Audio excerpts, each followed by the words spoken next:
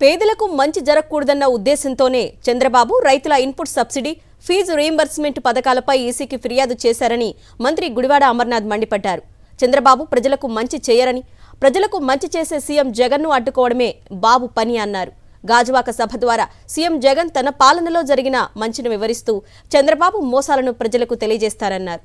చంద్రబాబులో frustration పీక్కు చేరుకుందని, అందుకే నోటికొచ్చినట్టు మాట్లాడుతున్నారంటోన్న మంత్రి గుడివాడ అమర్నాథ్తో మా ప్రతినిధి Naidu face to face. CM YS Jaganmohan Reddy ఎన్నికల ప్రచారంలో భాగంగా గాజువాకలో పర్యటించనున్నారు. మధ్యాహ్నం జరిగే భారీ బహిరంగ సభలో పాల్గొని ప్రజలను ఉద్దేశించి ప్రసంగించున్నారు.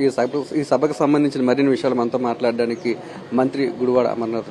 సార్ చెప్పండి సార్, ఈరోజు సభ ఏ విధంగా జరగబోతుంది అనుకుంటున్నారు?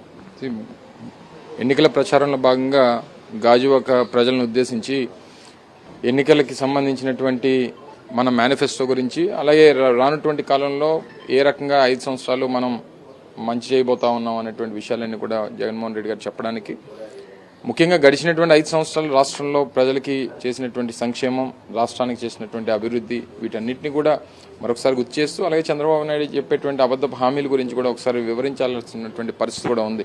అంటే నేను చంద్రబాబు నాయుడు భాషను చూస్తే ఏమనిపిస్తుంది? నేను మోడీ పాల్గొన్న సభలో మోడీ వెళ్ళిపోతే అతను మాట దిగు అంటే ఆరిపోయి దీపానికి వెలుగెక్కువ అంటారు. ఈ ఫ్రస్ట్రేషన్లోంచి వచ్చినటువంటి మాటలు ఇవన్నీ కూడా ఏ రకంగా ఆయన మాట తీరు, లేకపోతే ఆయన వాడేటువంటి పదజాలం, ఇవన్నీ చాలా శోచనీయం, చాలా తీవ్రంగా ఖండించాల్సినటువంటి అవసరం ఉంది.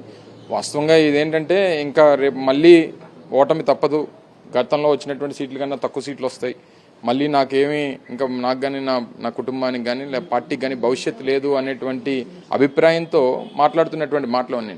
ఒకవేళ నిజంగా ఆయన గెలుస్తామనేటువంటి ఇన్ని పార్టీలు కలుపుకున్న తర్వాత కూడా ఈ ఫ్రస్ట్రేషన్తో ఉన్నాడంటే జగన్మోహన్ రెడ్డి గారి బలం ఏంటో ఆయన మాటలోనే అర్థమవుతుంది. సో ఇవన్నీ డెఫినెట్గా ప్రజలు ఏ రకంగా చూస్తున్నారో, ఏ రకంగా వాటిని స్వీకరిస్తారనేటువంటి కనీస జ్ఞానం లేకుండా మాట్లాడుతున్నాడు. ఆ వయసు వచ్చిన తర్వాత కూడా కనీస ఆలోచన లేకుండా మాట్లాడుతున్నటువంటి మాటలు డెఫినెట్ తీవ్రంగా రాష్ట్ర ప్రజలకు ఖండిస్తారనేటువంటి విషయాన్ని తెలియజేస్తున్నాను.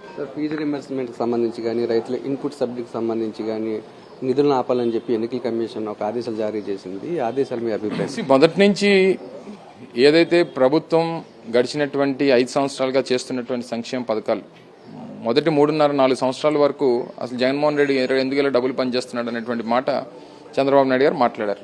వీరే వస్తున్నటువంటి పథకాలని ఆపాలనేటువంటి ప్రయత్నం చేయడం, సో ఇవన్నీ కూడా ఎన్నికల సమయంలో ఎక్కడ వైఎస్ఆర్ కాంగ్రెస్ పార్టీ ప్రభుత్వానికి కానీ పార్టీకి కానీ మంచి జరుగుతుంది అనేటువంటి ఉద్దేశంతో పేదవాడి కడుపు కొడతా ఉన్నారు. సో ఇది సమంజసం కాదు. పిల్లల భవిష్యత్తు, అలాగే మిగిలినటువంటి వృద్ధులు, వితంతులకు సంబంధించినటువంటి విషయాలను కూడా చూసాం.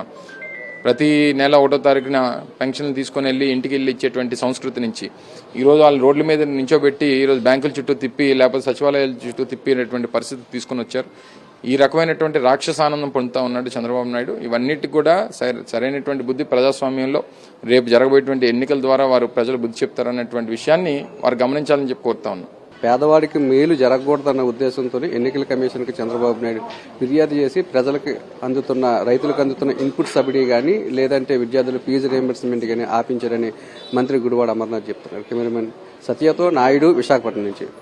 మా నమ్మకం నువ్వే జగన్, మా నమ్మకం నువ్వే జగన్, మా నమ్మకం నువ్వే జగన్, నమ్మకం నువ్వే జగన్, నమ్మకం నిన్నే జగన్.